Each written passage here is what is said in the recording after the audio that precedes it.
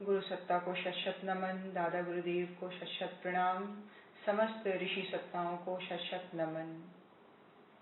गुरु चेतना के साथ सघन रूप से स्थिर होकर उनके साथ लगकर बैठ जाएं और पूरी तरह से एक नए तरीके से गुरु चेतना हमें पंचकोशी साधना का विधान बताएंगी और किस प्रकार से उनकी उपलब्धियों से अपने जीवन को हम सार्थक करते हुए चले जाएं, अपने जीवन को हम श्रेष्ठता की पराकाष्ठा को छूने का प्रयास करते हुए उन सारे साइंस को, उन सारे टूल्स को हम अपनाते चले जाएं।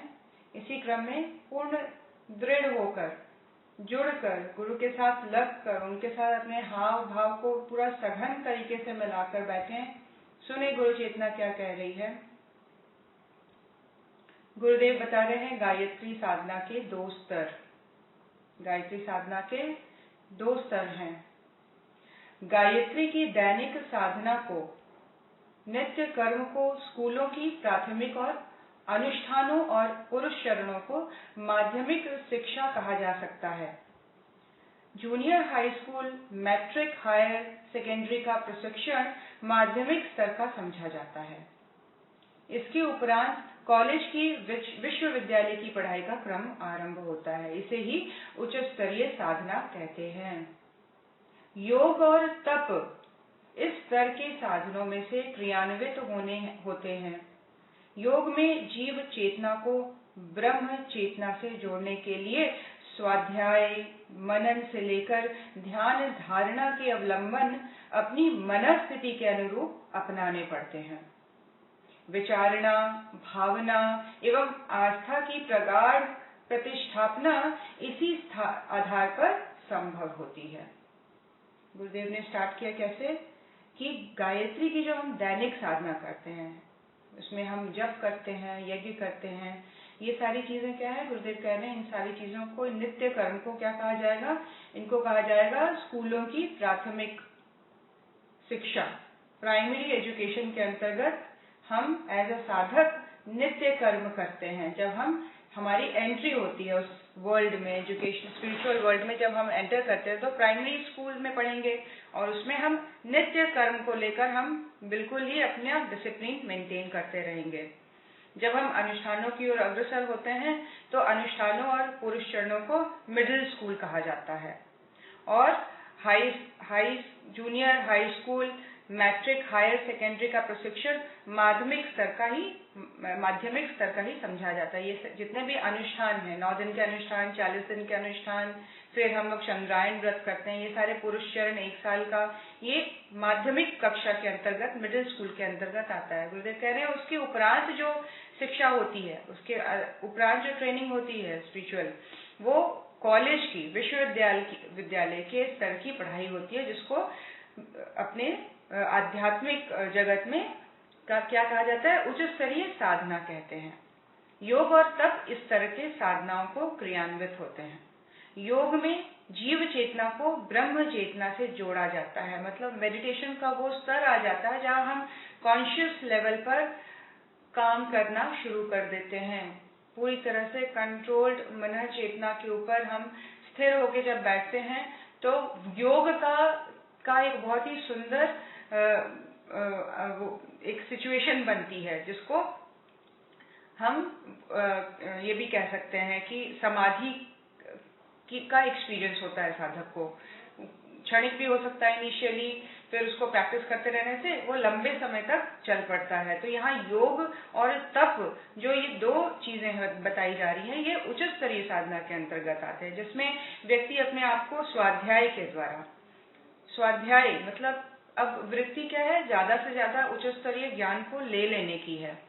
हम ज्यादा गहन रूप से उस विज्ञान को पढ़ते हैं, गहराई से डूबकर उसका मनन करते हैं, अध्ययन करते हैं और ध्यान धारणा का अवलंबन लेकर उस तरह की मनस्थिति के अनुसार अपनी परिस्थिति बनाते हैं। विचारणा के रूप में वो चीज हमारे जीवन में उतर जाती है। भावना और आस्था की प्रगाढ़ प्रतिष्ठापना इसी आधार पर संभव है।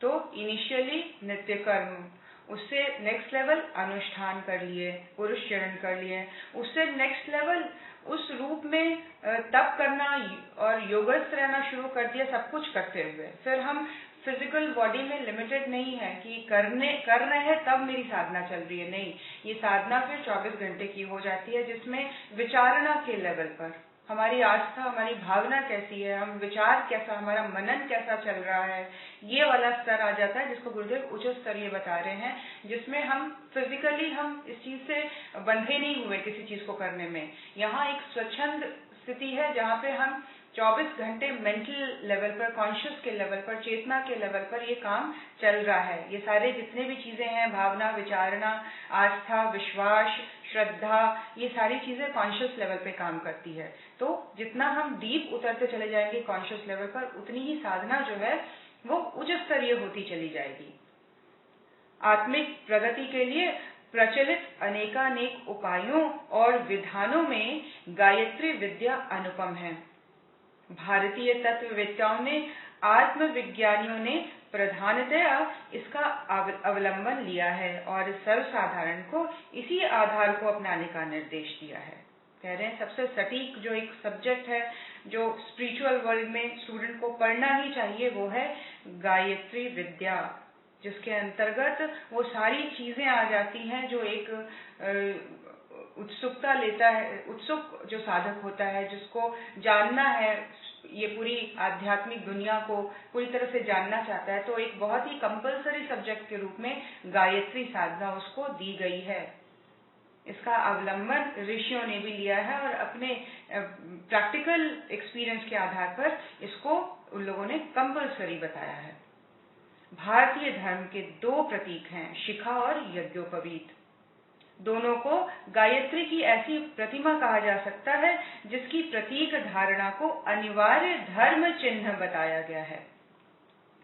मस्तिष्क दुर्ग के सर्वोच्च शिखर पर गायत्री रूपी विवेकशीलता की ज्ञान ध्वजा की शिखा के रूप में प्रतिष्ठापित की जाती रही है।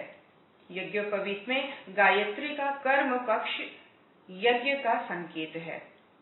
उसकी 3 लड़ें, गायत्री के 3 चरण और 9 धागे इस महामंत्र के 9 शब्द कहे गए हैं और उपासना में संध्या वंदन नित्य कर्म है। अब गुरुदेव क्या बता रहे हैं कि भारतीय धर्म के प्रतीक के रूप में 2 चीजों को बहुत इंपॉर्टेंस दी गई है। प्रतीक के रूप में एज अ सिंबल क्या है? एक शिखा रखना, दूसरा यज्ञोपवीत पहनना। और हम सभी ने, जैसे हम लोगों ने पढ़ा था, अपने गायत्री महाविज्ञान में भी पढ़ा है और इसमें भी गुरुदेव ने बताया था ब्रह्मवर्चस्व की ध्यान धारणा में भी, कि किस प्रकार से ये प्रतीक के रूप में हमेशा हमें कॉन्शियसली हम इस चीज को लेके अलर्ट रहें, अलर्ट रहने के लिए हमेशा अवेयरनेस हमारे अंदर जागृत रहे। उस रूप में विवेक की स्थापना के रूप में शिखा को, गायत्री की ध्वजा के रूप में शिखा रखना, इसको बहुत इंपॉर्टेंस दी गई है। और दूसरा यज्ञोपवीत, गायत्री के ही प्रतीक के रूप में यज्ञोपवीत का इस तरह से स्ट्रक्चर उसका विनिर्मित किया गया है कि वो गायत्री के स्ट्रक्चर से 9 जो धागे हैं उसके, वो गायत्री के 9 शब्द कहे गए हैं। उनके 3 चरण, लड़ियां जो हैं वो गायत्री के 3 चरण हैं। इस तरह से मैच करके हमेशा ही उसको एक प्रतीक के रूप में कंधे पर हमेशा धारण करते रहें। जैसे जिम्मेदारी ले ली गई अपने ऊपर, विवेकवान रहने की जिम्मेदारी, हम हमेशा अलर्ट रहेंगे, हम हमेशा सावधान रहेंगे, हम असावधानी नहीं आने देंगे। आ भी गई तो एकदम नेक्स्ट पल जितनी जल्दी हो सके वापस लौट आना है उसी ट्रैक पे। भटकते भी हैं, संस्कारवश गलत जाते भी हैं कई बार, तो मजा इस चीज का है कि वापस कितनी जल्दी हम अपने ट्रैक पे आए। ये डिसिप्लिन और ये सारी चीजें इसीलिए लेके चलने को कही गई है, प्रतीक के रूप में दिया गया है कि भूलने पर हमेशा स्मरण रहे। शिखा हमेशा हमें विवेकवान और स्थिर और हमेशा अलर्ट और अवेयर रहने की, प्रेजेंट में रहने की का मैसेज देता रहता है। ये प्रतीक के रूप में हर एक गायत्री के साधक को धारण करना आवश्यक है। अब यहाँ ये बात है कि इस प्रतीक के बिना हम कितने अवेयर हैं, क्या हमारा वो कॉन्शियस लेवल उतना जागृत हो गया है कि हम हमेशा ही अवेयर हैं? फिर हमें उस धागे के रूप में माँ गायत्री के उच्च स्तरीय भाव का स्मरण रखना जरूरी नहीं है। मन चेतना में हमेशा ही अवेयर है, तो फिर उस धागे की आवश्यकता नहीं है। पर्पस उसका यही है। लोग क्या करते हैं, उसमें चाबी लटका देते हैं, उसमें चीजें लटका देते हैं, फिर उसका जो जिस आदर्श को लेके चलना चाहिए वो खत्म हो जाता है। फिर वो एक धागा रह जाता है, सिर्फ याद रहता है कि वॉशरूम जाना है तो उसको लपेट लो, और एक भार के रूप में लोग इसको ढोते रहते हैं। इसका जो इसके अंदर जो एक जिस चीज को वो रिप्रेजेंट कर रही है, जो फिलॉसफी है इसको कैरी करने की, वो लोग भूल गए हैं। तो उसका इम्पोर्टेंस खत्म हो गया। इम्पोर्टेंस तब है जब उसके प्रिंसिपल को, उसकी फिलॉसफी को हम लेके चलें, और जब फिलॉसफी सघन रूप से स्थिर हो जाएगी मन में, तब फिजिकल रूप में उसको कैरी करने की आवश्यकता नहीं है। पर्पस यही है हमेशा अलर्ट रहने की, हमेशा अवेयर रहने की। हम किस बड़ी चेतना के साथ जुड़े हैं, कौन सी शक्ति है जो निरंतर हमें निर्देश दे रही है, हमारा मार्गदर्शन कर रही है, हमारे भावों को उच्च स्तरीय बनाने के प्रयास में वो शक्ति हमेशा ही हमसे जुड़ी हुई है। इसको स्मरण रखने के लिए शिखा और यज्ञोपवीत को धारण करने की ऋषियों ने परंपरा बनाई थी। गुरुदेव कहते हैं वह गायत्री के बिना संपन्न नहीं होता। अच्छा, नित्य उपासना में संध्या वंदन नित्य कर्म। नेक्स्ट गुरुदेव बता रहे हैं कि नित्य कर्म के ऊपर आ जाते हैं। डेली रूटीन, वह गायत्री के बिना संपन्न नहीं होता। उपासना, चारों वेद गायत्री धर्म और संस्कृति के मूल आधार हैं, और उन चारों की जन्मदात्री वेद माता गायत्री है। वेद माता गायत्री से ही समस्त ज्ञान निकले हैं, समस्त ज्ञान उपजे हैं। मतलब जो मूल सोर्स है, जो मेन सोर्स है, वो क्या है? सभी ज्ञान का गायत्री है। इसीलिए क्योंकि वेद को एक तरह से collection of each and every information का एक बहुत बीज रूप में उसको कलेक्शन कहा गया है। इसीलिए कहा जाता है जो चार वेद हैं वो गायत्री के द्वारा उपजे हुए हैं। उन चारों वेदों की जन्मदात्री वेद माता गायत्री है। वेदों की व्याख्या अन्यान्य शास्त्र पुराणों में हुई है। इस प्रकार आर्ष वांग्मय के सारे कलेवर को ही गायत्री में कहा जा सकता है।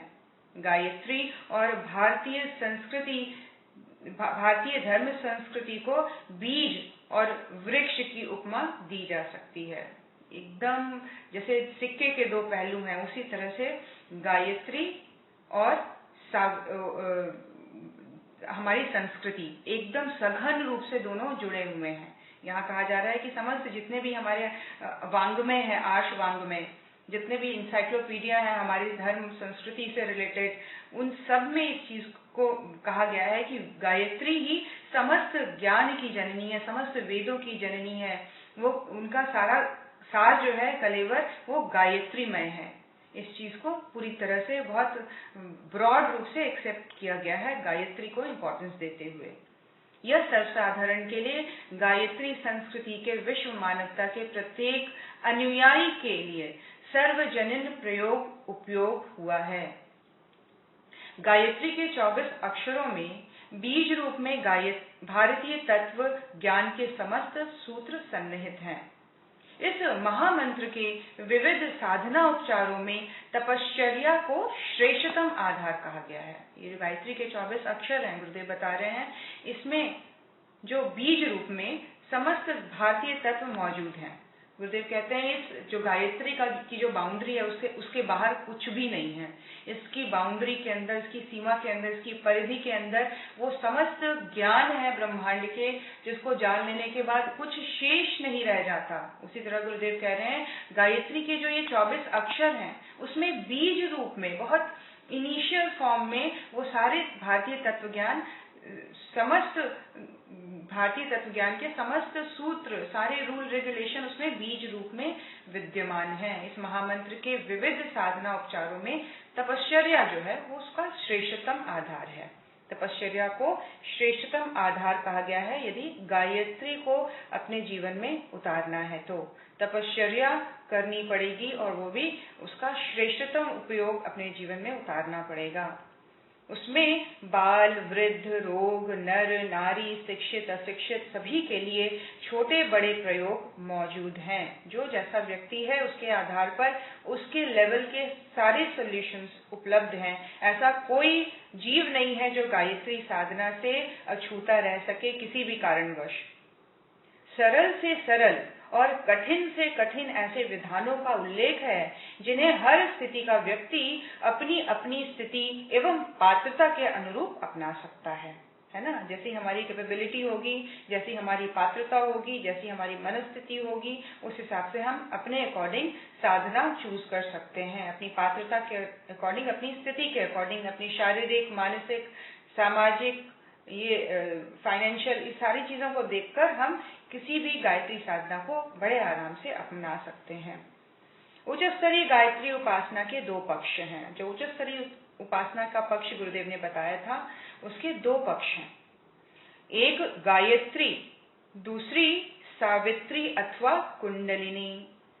ब्रह्मवचस की ध्यान धारणा में बहुत क्लियरली गुरुदेव ने बता दिया था इस चीज को। यहाँ हम फिर से इसको और बढ़िया तरीके से समझते हैं। गुरुदेव क्या कर रहे हैं, जो उच्च स्तरीय साधना है जिसमें जीवन ब्रह्म प्रकाश में जुड़ जाता है, जिसको योग कहा गया है, जिसमें जीव की जो चेतना है वो ब्रह्म चेतना के साथ मिलने के प्रयास में सघन रूप से कार्य करने लग जाती है। कॉन्शियस लेवल पर, बहुत सघन रूप से, विचारणा के लेवल पर, मनन के लेवल पर, व्यवहार चिंतन के लेवल पर सघनता आ जाती है उसकी, तब उसको उच्च स्तरीय साधना कहा गया है। और इस तरह की साधना के गुरुदेव कह रहे हैं दो पक्ष हैं, एक को गायत्री और दूसरी को सावित्री कहा गया है।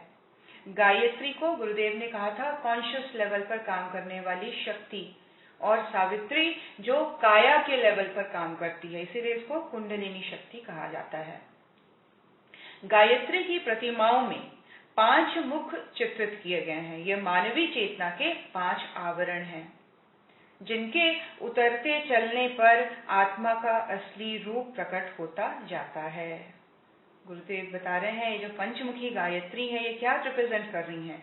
ये आवरणों को, 5 आवरण जो हमारी आत्मा के ऊपर चढ़े हुए हैं, लेयर्स कह सकते हैं उनको, वो 5 तरह के लेयर्स जो हैं उनको ही गायत्री का पंचमुखी जो चित्र है वो रिप्रेजेंट करता है। और वो जैसे जैसे उतरते चले जाएंगे, मतलब कॉन्शियस लेवल पर हमारा प्रयास जैसे जैसे ऊपर उठता चला जाएगा, सघन होता चला जाएगा और डीप कॉन्शियस लेवल पर जाता चला जाएगा, उसी तरह उसी जर्नी को जब हम क्रॉस करते हुए हम आत्मा के प्रकाश को देखते हैं, तो वो 5 लेयर को हम क्रॉस कर जाते हैं, तब हमें आत्मा का प्रकाश जो हमेशा ही प्रकाशित है, ज्वलंत है, हमेशा ही अपने चरम ज्ञान की स्थिति में स्थित है, उस प्रकाश को देख पाने की स्थिति में हम हो जाते हैं।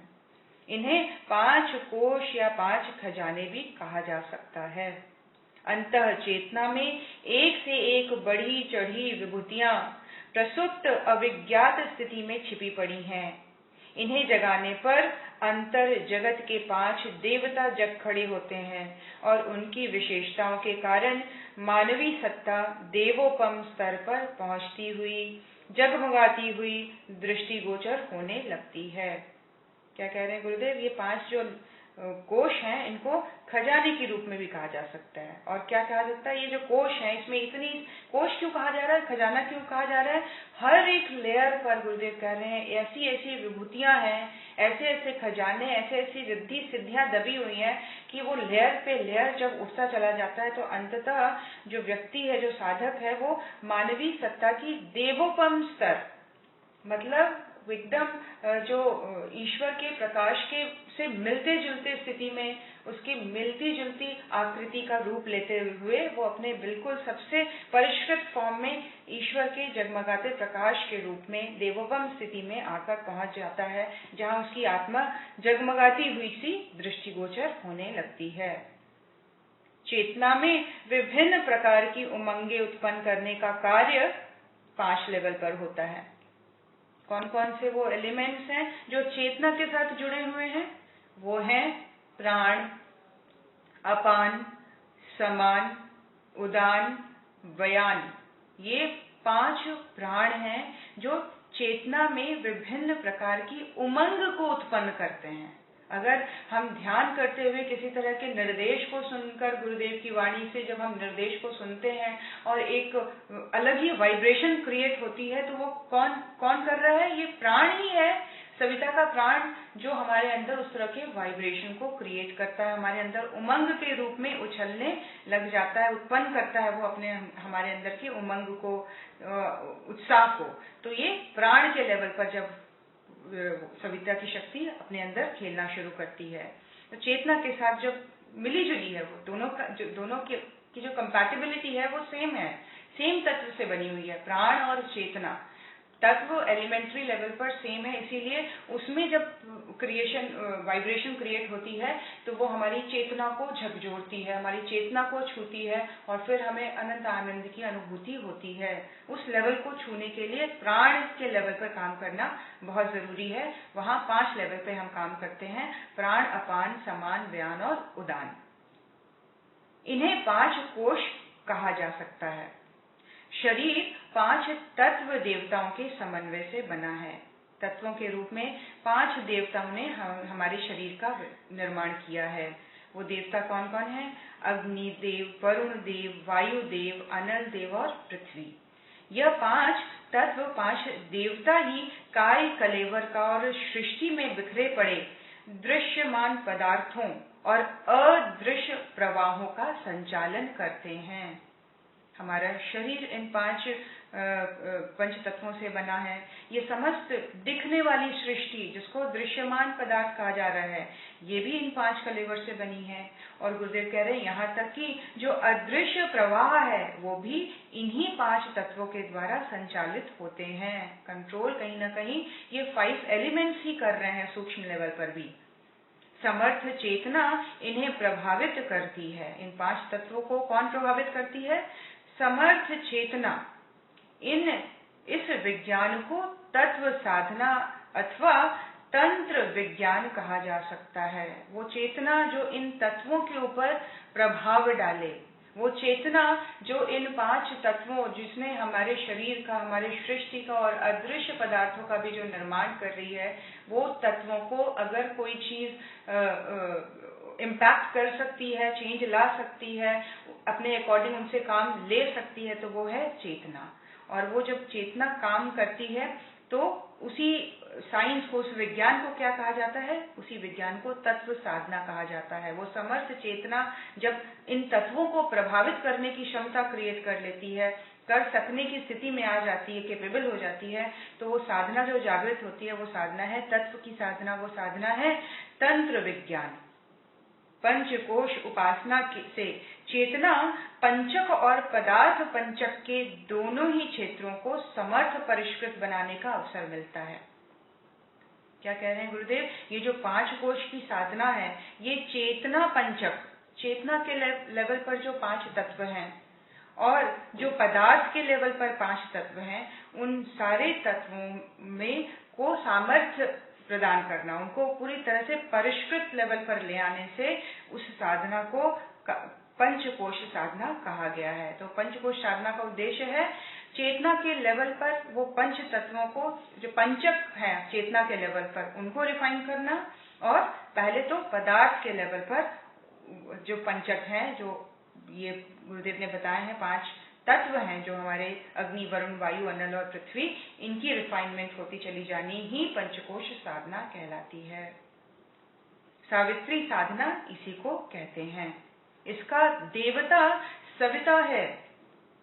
गुरुदेव क्यों सविता का ध्यान करवाते हैं, क्यों विलय करवाते हैं, क्यों उसका इनिशियल जब ध्यान करते हैं, गायत्री मंत्र बोलते हैं तो उगते हुए सूर्य का ध्यान करो, तो साधक को पूरी तरह से घुलाने मिलाने का प्रयास करते हैं गुरुदेव, कि हमारा इमेजिनेशन, हमारा मनोभाव, हम जो देख पाने की स्थिति में अगर हैं उस समय, तो पूरी तरह से सविता के उस स्वर्णिम तेज से अपने आप को ओतप्रोत करें। क्यों? उसी लेवल पर प्लेटफॉर्म ही वही चाहिए, वही देवता ही हैं इस पूरे साइंस के, इस पूरे विज्ञान के, इस पूरे तंत्र के, जहाँ पे सावित्री साधना काम करेगी तो हमारी चेतना के रूप में पंचक और पदार्थ के रूप में ये पंचक तत्व जो हैं वो परिष्कृत होते चले जाएंगे।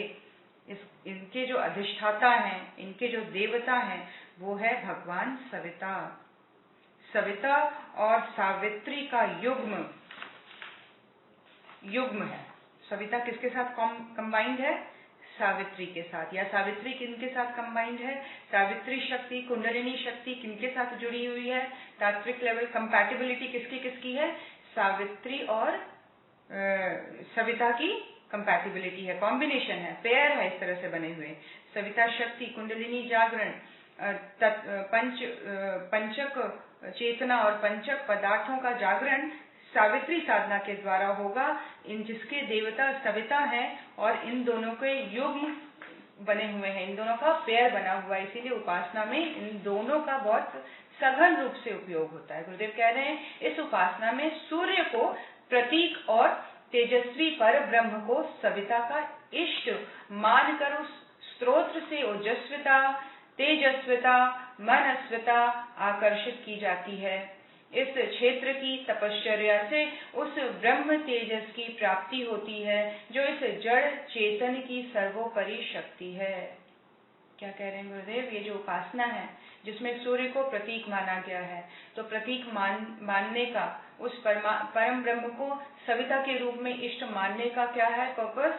पर्पस एक ही है। क्यों? वो स्रोत्र हैं, वो सोर्स हैं। किस चीज के? ओजस्विता प्रदान करने के। साधक को वहां से ओजस्विता दी जाएगी, वहां से तेजस्विता मिलेगी। मन के लेवल पर वो और प्रखर होता चला जाएगा, मनस्विता उसकी बढ़ती चली जाएगी। वो आकर्षित तत्वों को कहां से करेंगे? वो ब्रह्म के तेज स्वरूप सविता से ही वो उन तत्वों को आकर्षित करेंगे। इसीलिए इस क्षेत्र की तपश्चर्या से उस ब्रह्म तेजस की प्राप्ति होने का, जो इस जड़ चेतन की सर्वोपरि शक्ति है, वो भगवान सूर्य हैं। सूर्य की ब्रह्म तेज को ही सविता कहा गया है और ये सविता शक्ति सावित्री के साथ युग्म है, जुड़ी हुई है, सावित्री साधना के साथ।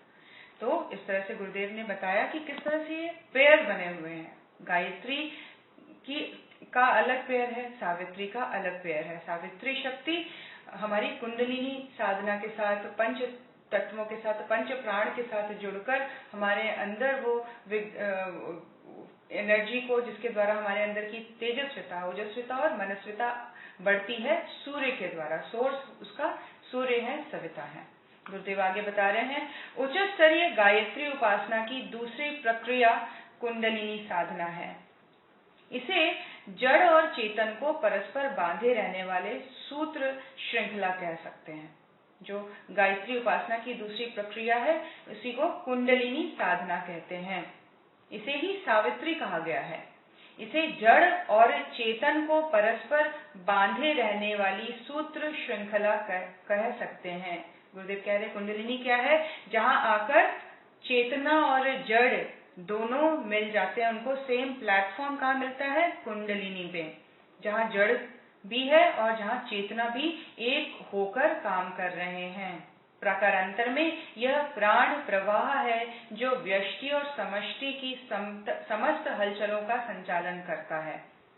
क्या कह रहे हैं? प्रकारांतर में वह प्राण प्रवाह है जो व्यष्टि और समष्टि, पर और प्रकृति की समस्त हलचलों का संचालन करता जाता है। जड़ और चेतन, व्यष्टि, समष्टि, परा और प्रकृति, इस तरह से गुरुदेव कह रहे हैं कि दोनों लेवल पर, चेतना और जड़ के लेवल पर जो साधना शुरू की जाती है, उसके लिए प्लेटफॉर्म कहाँ मिलता है हमें? कुंडलिनी में। कुंडलिनी वो प्लेटफॉर्म है जहाँ वो समस्त चेतना की शक्ति और जड़ की शक्ति सम्मिलित होकर काम करती है और समस्त हलचलों को, जो हलचल होने चाहिए साधक के अंदर, प्राण के हलचल, ऊर्जा के हलचल, वो जो सविता शक्ति के द्वारा हलचल जो क्रिएट होता है, उन सबका संचालन कौन करेगा? वो कुंडलिनी शक्ति करती है।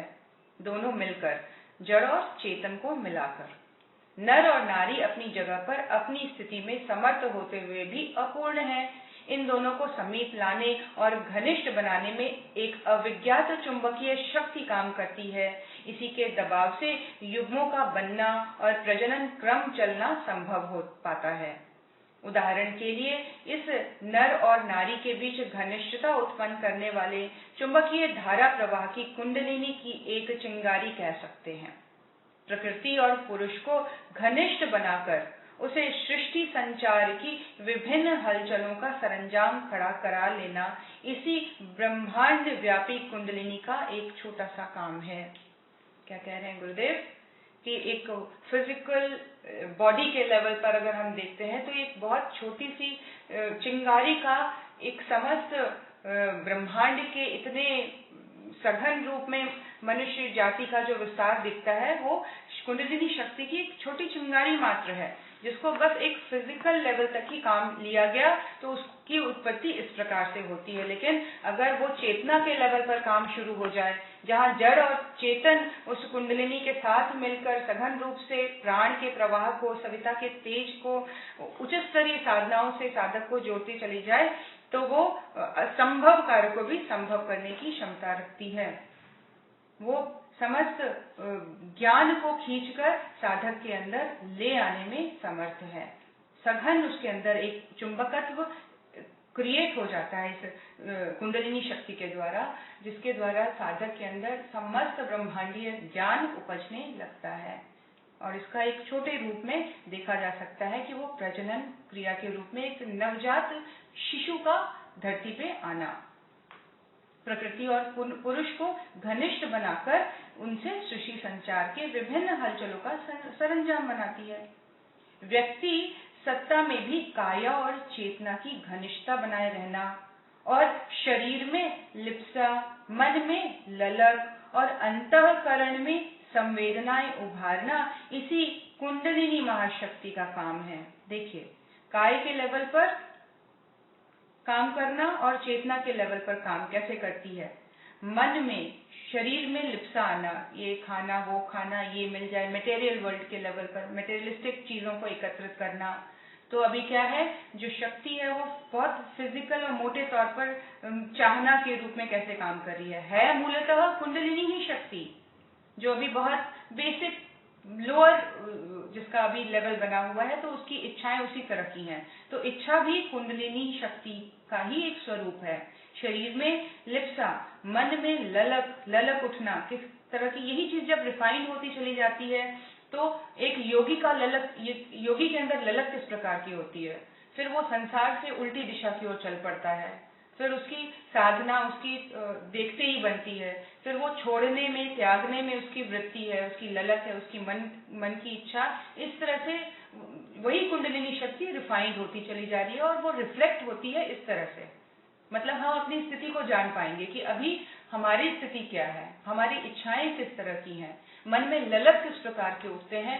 उस प्रकार से हम अपनी एनालिसिस कर सकते हैं, इंट्रोस्पेक्ट कर सकते हैं कि हमारी वृत्ति के अकॉर्डिंग अभी स्टेटस कुंडलिनी का कहाँ बना हुआ है, क्या लेवल है। गुरुदेव बता रहे हैं फिजिकल और चेतना के लेवल पर कैसे इस तरह पे काम कर रही है। शरीर में मन, लिप्सा के रूप में मन में ललक और अंतःकरण में संवेदना उभरना इसी कुंडलिनी शक्ति का ही काम है। देखिए ना, जब हम देखते हैं साधु संतों को, ऋषि सत्ताओं को, तो उनकी संवेदना की पराकाष्ठा, उनका जो अनलिमिटेड जो उनका एक दायरा फैल जाता है समस्त विश्व में संवेदना का, फिर वहां कोई अंतर नहीं है, कोई मेरा तेरा नहीं है, कहीं कोई लिमिटेशंस नहीं दिखती। उसकी पॉसिबिलिटी अनंत तक पहुंचती है, वो ब्रह्म के प्रकाश तक पहुंचती है और उसकी संवेदना समुद्र के जैसी पूरी जगत में फैल जाती है। फिर वो संसार के लिए जीता है, उसका जीना, उसका खाना, उसका पीना, उसका सब कुछ करना संसार के लिए हो जाता है। संवेदना का हाईएस्ट लेवल तक पहुंच जाना, कुंडलिनी शक्ति का पूर्ण अपनी पराकाष्ठा में होना, पूर्ण जागृति की स्थिति, ये वही शक्ति है जो अलग अलग फॉर्म में हमारी अंतर चेतना में इच्छाओं के रूप में, ललक के रूप में, संवेदना के रूप में दिखाई पड़ती है। हम देखें अपने लेवल, संवेदना का लेवल पहचानने का प्रयास करें कि हमारे अंदर जो संवेदना का स्तर है कहाँ तक पहुंच पाया है ना। तो उस हिसाब से गुरुदेव समझा रहे हैं कि देखो, कुंडलिनी को अगर समझना है तो इस लेवल पर जानने का प्रयास करो कि अभी हमारे मन में किस प्रकार की ललक है, कैसी इच्छाओं को लेकर हम जीवन के उद्देश्य को बनाते हैं, कैसा हमारा एफर्ट है, हम उद्देश्य क्या है, हम किस उद्देश्य को लेकर सुबह जागते हैं, कैसा हमारा मंथन चलता है, मनन कैसा है, विचार कैसा है, व्यवहार कैसा है। उस हिसाब से वो कुछ नहीं है, वो सिर्फ और सिर्फ कुंडलिनी शक्ति का ही रिफ्लेक्शन है हमारी लेवल के अकॉर्डिंग। वो लेवल जैसे जैसे बढ़ता चला जाएगा, तेज और तप जैसे जैसे बढ़ता चला जाएगा, वो रिफाइंड होती चली जाएंगी चीजें और देखेंगे कि इच्छाएं ललक, महत्वाकांक्षाएं बदलती चली जा रही हैं। संवेदना जहां अपने परिवार बच्चों तक थी, अब बाहर का दायरा पहुंच रहा है। समाज और देश और राष्ट्र और संसार, इस तक के लेवल को छूने का साधक उसके अंदर बढ़ती चली जाती है संभावनाएं। गुरुदेव कह रही है और कुछ नहीं, ये महाशक्ति कुंडलिनी ही रिफ्लेक्ट कर रही है, अपने आप को एक्सपोज करती है इस तरह से। जीव की समस्त हलचलें आकांक्षा, विचारणा और सक्रियता के रूप में सामने आने लगती हैं। हलचलें क्या है हमारे अंदर? विचार के रूप में ही तो है सबसे ज्यादा हलचल देखा जाए तो। किस तरह के विचार हैं? वो आकांक्षा के रूप में है, हमारी इच्छाएं, हमारी सक्रियता, एक्शंस, हम किस तरह के एक्शन करते हैं। एक्शन भी हर लेवल पे होता है ना? तो वो किस लेवल पे है, किस प्रकार से, कौन सी चीज से वो इन्फ्लुएंस्ड है, क्या चीज प्रभावित करती है हमारे एक्शंस को। तो वो सारी चीजें हैं कुछ नहीं बट हमारी कुंडलिनी शक्ति का ही लेवल, उसका स्टेटस बता रहे हैं। गुरुदेव बता रहे हैं जीव की समस्त हलचलें आकांक्षा, विचारणा और सक्रियता के रूप में सामने आती है। इसका सृजन, उत्पादन कुंडलिनी ही करती है। सृजन भी कुंडलिनी कर रही है, मतलब क्रिएट करना, उसकी उत्पत्ति करना। इस तरह की भावनाओं का, विचारणाओं का, आकांक्षाओं का सृजन कुंडलिनी कर रही है और उनका उत्पादन, सृजन और उत्पादन एक ही बात है, कुंडलिनी ही करती है। अन्यथा जड़ पंच तत्वों में पुलकन कहां से कहां, निर्लिप्त आत्मा में उद्विग्न आतुरता कैसी। ये जो मान लीजिए अगर इनिशियल लेवल पर भी देखा जाए तो ये डिस्टर्बेंस, इनिशियली तो डिस्टर्बेंस ही है, मन करना, और मन के भावावेश में व्यक्ति दौड़ता हुआ चला जाता है और कई बार ये दौड़ जीवन के अंतिम सांस तक होती चली जाती है। इतना बिना मतलब आंखें खोले बिल्कुल नशे में दौड़ते चले जाना। गुरुदेव कहते हैं ये कुछ नहीं, ये सिर्फ महाशक्ति है।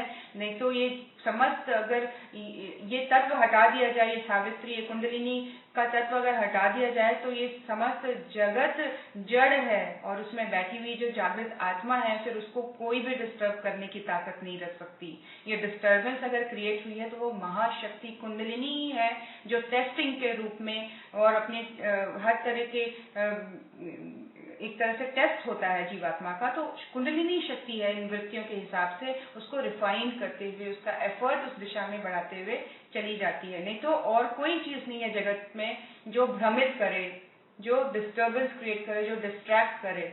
तो ये पावर क्या है? ये महामाया है, महाशक्ति कुंडलिनी के रूप में, जिनके साथ हमें एकदम एकजुट होकर लगना पड़ता है। ये साधना के क्रम में, ये स्पिरिचुअलिटी की जर्नी पूरी वही है। अन्यथा जड़ पंच तत्व में पुलकन कहाँ कोई एक्टिविटी, कहाँ कोई वाइब्रेशन, कोई पुलकन नहीं हो सकती। निर्लिप्त आत्मा में उद्विग्न आतुरता कैसे क्रिएट हो बिना इसके? वही क्रिएट करती है। अगर कोई व्यक्ति के अंदर आतुरता है, उद्विग्नता है, तो महाशक्ति कुंडलिनी की ही स्थिति है ये। गुरुदेव बता रहे हैं दृश्य जगत की समस्त हलचलों के बीच जो बाजीगरी काम कर रही है उसे अध्यात्म भाषा में माया कहा गया है। साधना क्षेत्र में इसी को कुंडलिनी कहते हैं। अध्यात्म में वो शक्ति माया है। अध्यात्म में महाजगदम्बा माता को की समस्त हलचलों को, उनके द्वारा संचालित इन समस्त हलचलों को माया कहा जाता है। और वही जब हम अपनी साधना के क्षेत्र में आते हैं तो उसी शक्ति को कुंडलिनी कहते हैं। कुंडलिनी शक्ति का ही ये सारा हलचल है, उनके द्वारा क्रिएट की हुई वाइब्रेशंस हैं।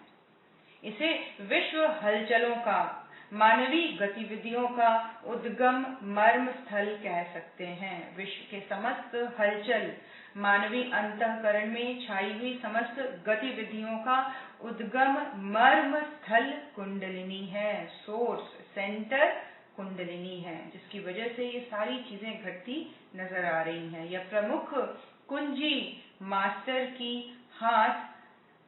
की है, प्रमुख कुंजी है जो हाथ आ जाने पर प्रगति का द्वार बंद किए रहने वाले सभी ताले खुलते चले जाते हैं। अगर उसको हमने हथिया लिया, उस शक्ति को जान लेना, उसके बारे में एक सीरियसनेस अपने अंदर ले आना, उस शक्ति को पूरी तरह से समझ लेना। गुरुदेव कह रहे हैं कि वो समझ में आ जाए तो समझ जाओ कि प्रगति के द्वार पर जितने भी ताले लगे थे वो सारे ताले खुल गए। इस स्वेच्छाचारिणी महाशक्ति को वशवर्ती बनाने वाले साधक आत्मसत्ता पर नियंत्रण करने और जागतिक हलचलों को प्रभावित करने में समर्थ हो सकते हैं। स्वेच्छाचारिणी महाशक्ति, देखिए गुरुदेव क्या कह रहे हैं, कुंडलिनी महाशक्ति को स्वेच्छाचारिणी है, अपनी इच्छा से चलती है, अपनी इच्छा इनकी बड़ी बलवती है, और इसको अगर अपनी साधना के द्वारा अपने वश में नहीं किया जाएगा तो ये ना जाने कहां से कहां ले जाएगी, क्योंकि इसका मुख नीचे की तरफ होता है इनिशियली। गुरुदेव कहते हैं इसकी जो वृत्ति है, इसको जो टेंडेंसी है वो नीचे बहने की है। और साधना स्टार्ट होती है कैसे, जब वृत्ति को उच्च स्तरीय बनाने के लिए जोर चल पड़े अपने अंदर। स्वाध्याय, मनन, चिंतन, विचारना, एफर्ट, फोकस, अलर्ट रहना, प्रेजेंट में रहना, ये सारी चीजें क्या है, वो कुंडलिनी शक्ति को ऊर्ध्वगामी बनाए, उसका मुंह उठा के ऊपर की तरफ करें, उसको बोले अब ऊपर देखो, देखो उस तरफ, उस डायमेंशन की तरफ देखो, वहां की अचीवमेंट के बारे में जाने, वहां जाने पर क्या है स्थिति, इसको जानने के लिए जब हम अपने अंदर सघन रूप से तैयार हो जाएंगे तो वो वृत्ति जागेगी, और उस वृत्ति के जागने से कुंडलिनी शक्ति अपना मुख उच्च स्तरीय कर देगी। उसको इनिशियली उठाना है, अपने चाहना को, अपनी वृत्ति को इनिशियली मोड़ना पड़ेगा कि अब मेरा फोकस क्या होना चाहिए, अब मुझे चाहिए क्या इस लाइफ में, अब मेरा एम क्या हो। ऐसा जब सघन अपने अंदर चलता है मंथन, तो कुंडलिनी जो है वो मुख को उठाना शुरू कर दी। इसका मतलब कुंडलिनी शक्ति ऊर्ध्वगामी होने का प्रयास करने में जुट रही है। इनिशियली वो स्वेच्छाचारिणी है, अपनी इच्छा से, अपनी जहां उसकी इच्छा होगी उस तरफ वो चलना शुरू कर देगी, क्योंकि वृत्ति उसकी निम्नगामी होती है, उसका जो डायरेक्शन है वो निम्नगामी है।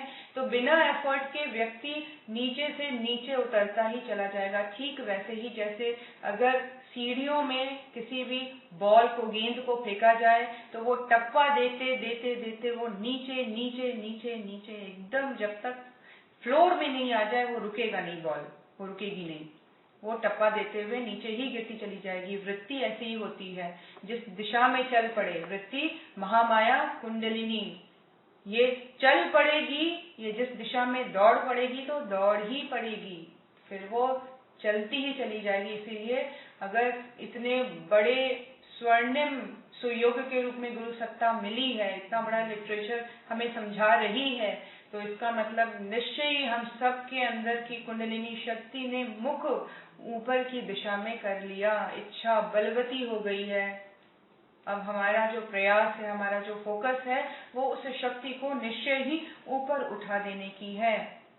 ये साधक की आत्मसत्ता जब साधक नियंत्रण करता है, इसका जो बेस है, इस पूरे गेम का जो की है वो क्या है, इसको ऊर्ध्वगामी बनाने के लिए कौन सा स्वरूप अपने अंदर दृढ़ करना होगा। गुरुदेव कह रहे हैं आत्मसत्ता में जब दृढ़ होना शुरू कर देता है साधक, प्रेजेंट में जब हम रहना शुरू कर देंगे, वॉचफुल होना हमारे से पॉसिबल हो जाएगा। हम जब इस स्थिति में दृढ़ हो जाएंगे कि हम स्वयं को देख पा रहे हैं, अपने सोचने को हम देख पा रहे हैं, अपने करने को हम देख पा रहे हैं, अपने बोलने को हम सुन पा रहे हैं, तब वो शक्ति ऊर्ध्वगामी होने से उसको कोई नहीं रोक सकता। ये कौन है? ये वो साधक है जिसकी आत्मसत्ता जागृत है। इनिशियल लेवल पर जागृति चाहिए, वो अलर्टनेस चाहिए, अवेयरनेस चाहिए। गुरुदेव कह रहे हैं आत्मसत्ता पर नियंत्रण करके और जागतिक हलचलों को प्रभावित करने में समर्थ हो सकते हैं। गायत्री की उच्च स्तरीय साधना में ऋतंभरा प्रज्ञा उभारने के लिए पंचकोशी उपासना क्रिया काम में आती है। अब उसको ऊर्ध्वगामी बनाना है, उसको उच्च स्तरीय दिशा में बढ़ाते चले जाना है। इसके लिए कुछ टूल्स एंड टेक्निक्स दी गई हैं, जिसको गुरुदेव कह रहे हैं उच्च स्तरीय साधना के अंतर्गत प्रज्ञा, वो ऋतंभरा, वो ऐसा बुद्धि जो मोस्ट ऑफ द टाइम स्थिर है, जो हमेशा ही वॉचफुल है, जो हमेशा देख पाने की स्थिति में है, जान पाने की स्थिति में, ट्रांसपेरेंसी बनी हुई है उसके सामने, अपनी स्थिति की, परिस्थिति की, दूसरों की स्थिति की, है ना। वो स्थिति लाने के लिए अब कुछ टूल्स एंड टेक्निक्स दिए गए हैं, जिसको गुरुदेव कह रहे हैं, जिनको पंचकोशी उपासना प्रक्रिया में बहुत अच्छी तरह से वो सारे टूल्स काम आ सकते हैं। और प्रत्यक्ष सत्ता को प्रखर बनाने के लिए कुंडलिनी साधना की कार्य पद्धति काम में लाई जा सकती है। प्रत्यक्ष सत्ता जो है हमारी, उसको प्रखर बनाने के लिए कुंडलिनी साधना की कार्य पद्धति को काम में लाया जा सकता है। आगे गुरुदेव कुछ टूल्स बताएंगे, कुछ टेक्निक्स बताएंगे। बहुत धीरे धीरे, बहुत सघन रूप से गुरुदेव ये पूरे ट्रेनिंग को ले रहे हैं, और बहुत वास्ट है यहाँ पे हर एक चीज का डेफिनेशन। तो बहुत आराम से पेशेंटली नोट डाउन करें तो बहुत अच्छी बात है। नोट्स बनाते चले जाएं, और भी अलग अलग रूप में अगर आपने कुछ जानकारी को एकत्रित किया है, वो भी ग्रुप में शेयर करें। पर्सनल लेवल पर किसी को व्हाट्सएप कर दें, वो ग्रुप में शेयर कर दें। तो ये एक हम सब का एक बहुत बड़ा रिसर्च है जो गुरुदेव ने आज स्टार्ट किया है। आइए गुरुदेव के चरणों में नमन करते हैं, उनसे पूरी तरह से जुड़कर सीखने का प्रयास हम सभी कर रहे हैं। ऐसा आशीर्वाद मांगे कि गुरु की चेतना से पूरी तरह से जुड़े, उनसे लेने पाने की अधिक से अधिक हमारी मनस्थिति बनती चले जाए। दिन पर दिन इतने बड़े विज्ञान को गुरुदेव ने हमें अब तीसरी बार, ये थर्ड लेयर है, हम जो गुरुदेव के गायत्री साधना के बारे में पढ़ रहे हैं, जहाँ हमने ध्यान के बारे में भी पढ़ा, गायत्री के महाविज्ञान को भी पढ़ा। अब गुरुदेव पंचकोशी साधना, स्पेशली पंचकोशी जो साधना है, उससे रिलेटेड उपलब्धियां, उससे रिलेटेड साधनाएं बता रहे हैं। तो मन में उतना ही सीरियसनेस, उतनी ही दृढ़ता आ जाए कि चेतना के लेवल पर अगर ये होना है, कुंडलिनी शक्ति अगर वो शक्ति है जिसको उठाने के लिए हमें थोड़ा सा पहले से अधिक अलर्ट, पहले से अधिक प्रेजेंट में रहने का ये जो प्रैक्टिस है, ये सारे टूल्स में हेल्प करेगा। चाहे आप सोहम कर रहे हैं, चाहे आप योग कर रहे हैं, चाहे आप प्राणायाम कर रहे हैं, चाहे आप त्राटक कर रहे हैं, कुछ भी कर रहे हैं, इसमें आपकी ये प्रैक्टिस जो 24 घंटे बनी रहनी चाहिए, प्रेजेंट में रहने की, खाली रहने की और वॉचफुल रहने की, ये साधना को और सघन कर देगा। तो एक प्लेटफॉर्म के रूप में इसको आज सारा दिन लेके चलें, ऐसा हम गुरुदेव से प्रार्थना करते हैं। गुरुदेव, आप हमारे अंदर वो अलर्टनेस बन के, हमारे अंदर वो दृढ़ता बन के, वो हमारे अंदर वो अवेयरनेस, वो सावधानी की स्थिति बनकर आप वो प्रकाश रूप में हमारे अंदर स्थित हो जाएं, और वो स्थिति हमेशा ही जागृत बनी रहे, ताकि आपके इस बताए हुए इस विशेष विज्ञान को हम सभी आत्मसात करके अपने जीवन को आपके काम के लायक बनाएं। आपने बहुत काम करने हैं गुरुदेव, उसके लायक हम टूल्स बन सकें, हम मीडियम बन सकें, आपके काम के लिए आपके लायक हम बन सकें। गुरुदेव हमेशा कहते हैं बनो, करो नहीं, बनो। बनोगे तो मैं स्वयं ही काम ले लूंगा। बनने के प्रयास में गुरु चेतना के चरणों में नमन करते हुए, उनसे प्रार्थना करते हुए उनको नमन करें, उनसे उन समस्त तत्वों की सघनता अपने अंदर प्रकाश रूप में स्थापित करने की प्रार्थना करें।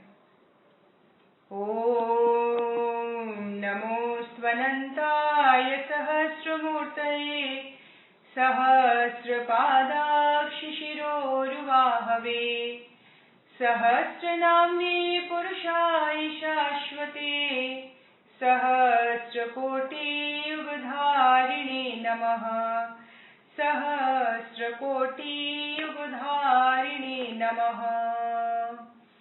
ओम श्री गुरुदेवाय नमः। माता भगवते नमः।